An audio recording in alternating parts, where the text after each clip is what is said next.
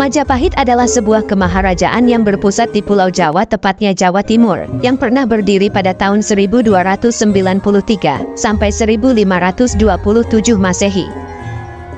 Kemaharajaan ini didirikan oleh Raden Wijaya menantu Kertanagara, yaitu Maharaja Singasari terakhir, dan mencapai puncak kejayaannya menjadi kemaharajaan raya yang menguasai wilayah yang luas di Nusantara pada masa kekuasaan Raja Hayam Wuruk yang berkuasa dari tahun 1350 sampai 1389 Masehi.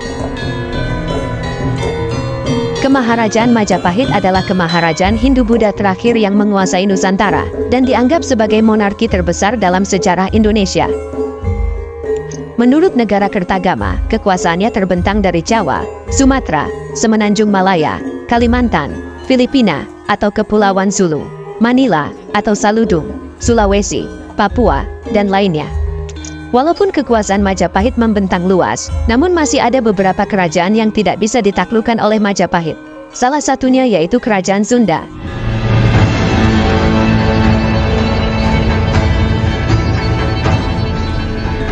Kerajaan Sunda, Galuh dan Sunda Galuh adalah kerajaan yang pernah ada antara tahun 669 sampai 1579 Masehi di bagian barat Pulau Jawa.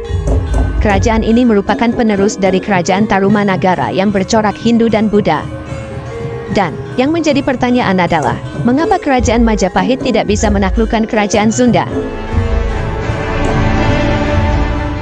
Terdapat berbagai alasan mengapa Majapahit tidak bisa menaklukkan Kerajaan Sunda, dan pada pembahasan kali ini, saya akan menjabarkan faktor-faktor yang menjadi alasan kenapa Kerajaan Majapahit tidak bisa menaklukkan Kerajaan Sunda.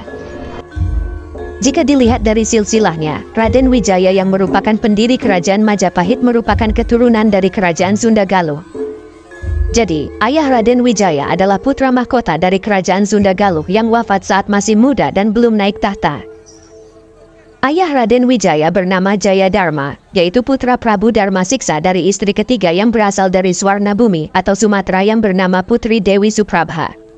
Jayadharma kemudian menikah dengan Diah Lembutal, putri Mahisa Cempaka, yaitu penguasa di Tumapel. Dari pernikahan Jayadharma dan Diah Lembutal itulah, kemudian lahir Nararya Sangrama Wijaya, yang kemudian lebih dikenal dengan nama Raden Wijaya. Namun perlu diketahui, jika terdapat dua versi mengenai orang tua Raden Wijaya. Dalam Nagara Kertagama, disebutkan jika Diah Lembutal merupakan ayah dari Raden Wijaya, yang berarti Diah Lembutal merupakan seorang pria. Namun, versi kedua yang bersumber dari cerita Pustaka Raja-Raja Ibumi Nusantara, yang merupakan bagian dari naskah Wangsakerta ini menyebutkan, bahwa Diah Lembutal merupakan ibu dari Raden Wijaya, yang otomatis adalah seorang wanita. Versi yang kedua ini mungkin dibilang kurang kuat jika dibandingkan dengan versi negara Kertagama, karena Pustaka Raja-Raja Ibumi Nusantara sendiri dibuat pada abad ke-17, yang bisa dikatakan waktunya sangat jauh dengan masa Majapahit, berbeda dengan negara Kertagama yang dibuat di masa Majapahit. Jadi, dari kedua versi tersebut jika kita mengkesampingkan dahulu sumber primer, yaitu negara Kertagama, dan menggunakan sumber Pustaka Raja-Raja Ibumi Nusantara, maka masuk akal kenapa Majapahit enggan menaklukkan Sunda. Karena sudah jelas, jika melihat silsilah dari Pustaka Raja-Raja Ibumi Nusantara tersebut, bisa disimpulkan alasan kenapa Majapahit enggan menaklukkan Kerajaan Sunda. Karena pada dasarnya Kerajaan Sunda adalah tanah leluhur pendiri Majapahit, yaitu Raden Wijaya, dan juga merupakan wilayah yang harus dihormati. Tak layak ditaklukkan secara militer karena kedua kerajaan tersebut memiliki hubungan kekerabatan. Namun pernah terjadi tragedi Bubat yang menghancurkan hubungan antara Sunda dan Jawa.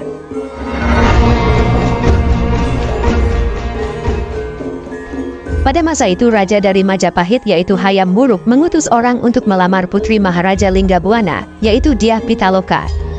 Rombongan Sunda pun berangkat menuju Majapahit dengan pengawalan yang seadanya karena bukan untuk berperang.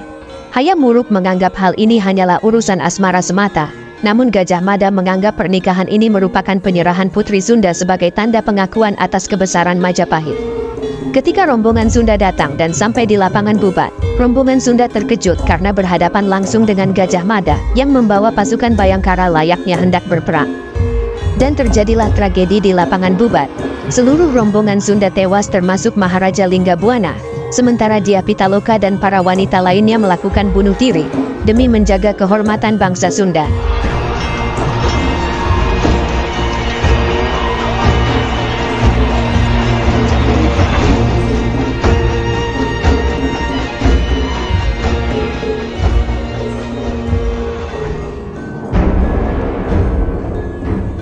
Jika kita merujuk pada kakawin negara Kertagama, para raton, Kidung Sunda maupun Carita Parahyangan, sebabnya adalah soal ketidakmampuan Majapahit menaklukkan kerajaan Sunda. Sunda dikisahkan sebagai kerajaan kuat. Masa pemerintahan mereka dimulai dari tahun 669 sampai 1579 Masehi. Karena meskipun Sunda merupakan negara yang dicita-citakan Gajah Mada untuk ditaklukkan sebagaimana Sumpah Palapa, Majapahit tidak mampu menaklukkannya.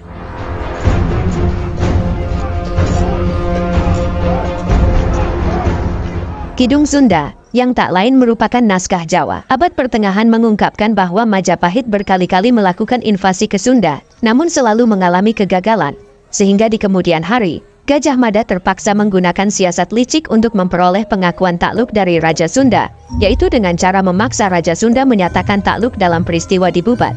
Tapi cara ini juga gagal, sebab Raja Sunda lebih memilih mati ketimbang harus menyatakan takluk pada Majapahit.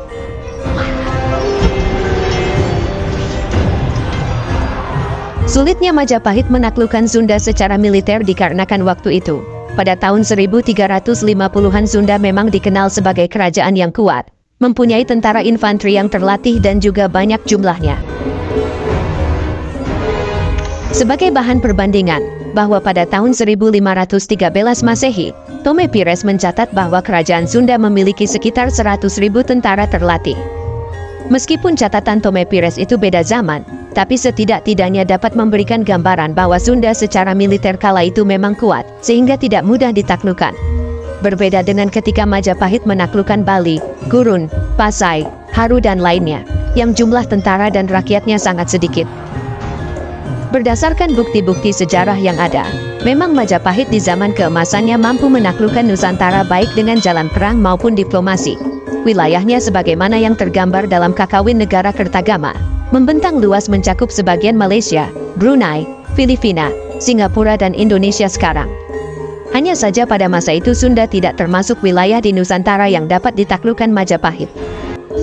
Selain kedua alasan sebelumnya, lokasi kerajaan Sunda yang terletak di Jawa Barat sudah pasti merupakan tantangan tersendiri bagi pasukan Majapahit yang berbasis di Jawa Timur. Dengan kata lain, kerajaan Sunda punya keunggulan sendiri di tempatnya yang sulit dilawan oleh Majapahit. Jadi begini, dalam dunia militer ada yang namanya serangan balik dari musuh.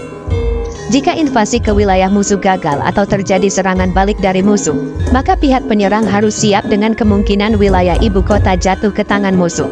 Begitu juga sama halnya pada kerajaan di masa lalu. Misalkan, jika Majapahit melakukan invasi atau serangan ke wilayah Sunda, apakah orang-orang Sunda akan diam saja dan pasrah menerima keadaan? Tentu saja tidak. Kalau invasi ke wilayah Sunda gagal, atau terjadi serangan balik dari wilayah Sunda ke Majapahit, maka ibu kota Trowulan bisa jatuh ke tangan musuh. Ditambah lagi kerajaan Sunda bisa saja mencari sekutu dan memanfaatkan musuh lain kerajaan Majapahit untuk menyerang langsung ke wilayah ibu kota. Karena lokasinya yang cukup strategis di barat Pulau Jawa, kerajaan Sunda bisa dibilang sebagai jalur transit dari Sumatera ke Tanah Jawa. Lokasi strategis kerajaan Sunda ini sebenarnya juga pernah dimanfaatkan kerajaan Sriwijaya untuk menyerang kerajaan Jenggala dan Kalingga di sisi timur Jawa. Karena masa itu Sunda ini pernah jadi bawahan Sriwijaya, hingga membuat Sriwijaya punya akses untuk langsung menyerang via jalur darat.